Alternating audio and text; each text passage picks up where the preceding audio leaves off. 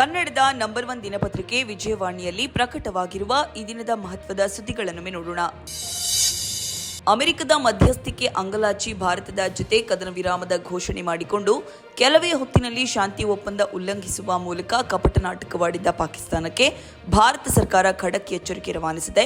ಗಡಿಯಲ್ಲಿ ಉಗ್ರ ಚಟುವಟಿಕೆ ಅಂತ್ಯಗೊಳ್ಳುವವರೆಗೂ ಆಪರೇಷನ್ ಸಿಂಧೂರ ಮುಂದುವರಿಯಲಿದೆ ಎಂಬ ಸ್ಪಷ್ಟ ಸಂದೇಶವನ್ನ ನರೇಂದ್ರ ಮೋದಿ ಸರ್ಕಾರ ರವಾನಿಸಿದೆ. ಮತ್ತೊಂದೆಡೆ ಕಾಶ್ಮೀರ ವಿಚಾರದಲ್ಲಿ ಅಮೆರಿಕ ತಲೆ ಹಾಕುವುದನ್ನು ಸಹಿಸಲ್ಲ ಎಂದು ಪ್ರಧಾನಿ ನರೇಂದ್ರ ಮೋದಿ ಸ್ಪಷ್ಟ ಸಂದೇಶ ರವಾನಿಸಿದ್ದಾರೆ. ಈ ಸುದ್ದಿಗೆ ಮುಖಪುಟ ನೋಡಿ.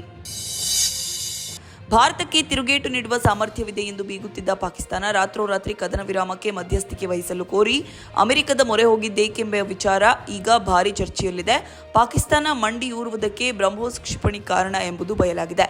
ಮತ್ತೊಂದೆಡೆ ಭಾರತೀಯ ಸೇನೆ ಆಪರೇಷನ್ ಸಿಂಧೂರದ ಸಮಗ್ರ ಮಾಹಿತಿಗಳನ್ನು ಸಾಕ್ಷ್ಯ ಸಮೇತ ವಿಶ್ವದ ಮುಂದಿಟ್ಟಿದೆ. ಈ ವಿವರಗಳಿಗೆ ಇಂದಿನ ಸಂಚಿಕೆ ಓದಿ. ಪಾಕಿಸ್ತಾನದ ಜೊತೆಗಿನ ಯುದ್ಧದ ಸಂದರ್ಭದಲ್ಲೇ ಭಾರತ ಪ್ರತಿ ವರ್ಷ 100 ಬ್ರಹ್ಮೋಸ್ ಕ್ಷಿಪಣಿ ಉತ್ಪಾದಿಸುವ ಘಟಕ ಸಿದ್ಧಪಡಿಸಿದೆ.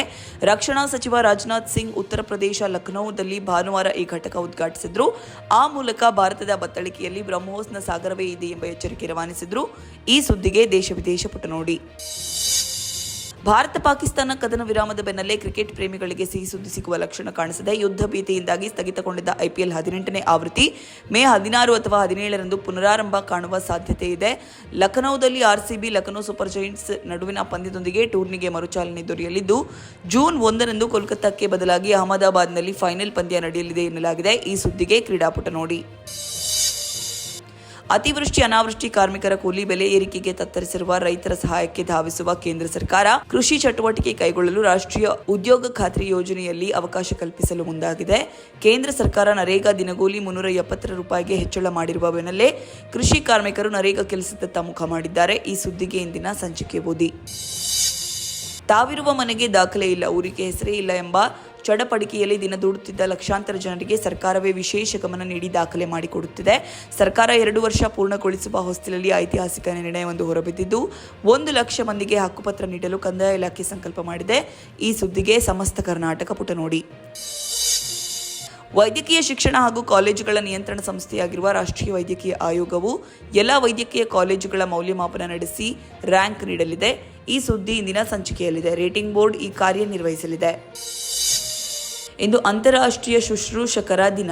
ರೋಗಿಗಳ ಆರೈಕೆ ವಿಚಾರದಲ್ಲಿ ಶುಶ್ರೂಷಕರ ಪಾತ್ರ ಅಗತ್ಯ ಎಂದು ಅನಿವಾರ್ಯವಾಗಿರುವುದರಿಂದ ರಾಜ್ಯವಷ್ಟೇ ಅಲ್ಲ ಜಗತ್ತಿನಾದ್ಯಂತ ಶುಶ್ರೂಷಕರ ಬೇಡಿಕೆ ಹೆಚ್ಚುತ್ತಿದೆ. ಈ ಕುರಿತ ರೈಟ್ ಅಪ್ಗೆ ಸಮಸ್ತ ಕರ್ನಾಟಕ ಪುಟ ನೋಡಿ. ಚಲಿಸುತ್ತಿದ್ದ ಕಾರಿನಲ್ಲಿ ಅಪ್ರಾಪ್ತ ಬಾಲಕಿಯೊಬ್ಬಳ ಮೇಲೆ ಸಾಮೂಹಿಕ ಅತ್ಯಾಚಾರ ನಡೆದಿದ್ದು ಜತೆಗಿದ್ದ ಮಹಿಳೆಯನ್ನ ಕಾರಿನಿಂದ ಹೊರಗೆ ನೂಕಿದ್ದರಿಂದ ಆಕೆ ಮೃತಪಟ್ಟ ಘಟನೆ ಉತ್ತರ ಪ್ರದೇಶದ ಬುಲಂದ್ ಶಹರ್ನಲ್ಲಿ ನಡೆದಿದೆ. ಈ ಸುದ್ದಿಗೆ ಇಂದಿನ ಸಂಚಿಕೆ ಓದಿ. ಇವಿಷ್ಟೇ ಅಲ್ಲ, ಮುಂಜಾನೆ ಮಾತು, ಅಂತರಂಗ, ಭವಿಷ್ಯ, ಮನೋವಿಕಾಸದ ಕಾಲಂಗಳು, ಕ್ರೀಡೆ, ಸಿನಿಮಾ, ದೇಶ ವಿದೇಶಗಳ ಭರಪೂರ ಸುದ್ದಿಗಳ ವಿಶೇಷಗಳಿಗಾಗಿ ವಿಜಯವಾಣಿ ಓದಿ.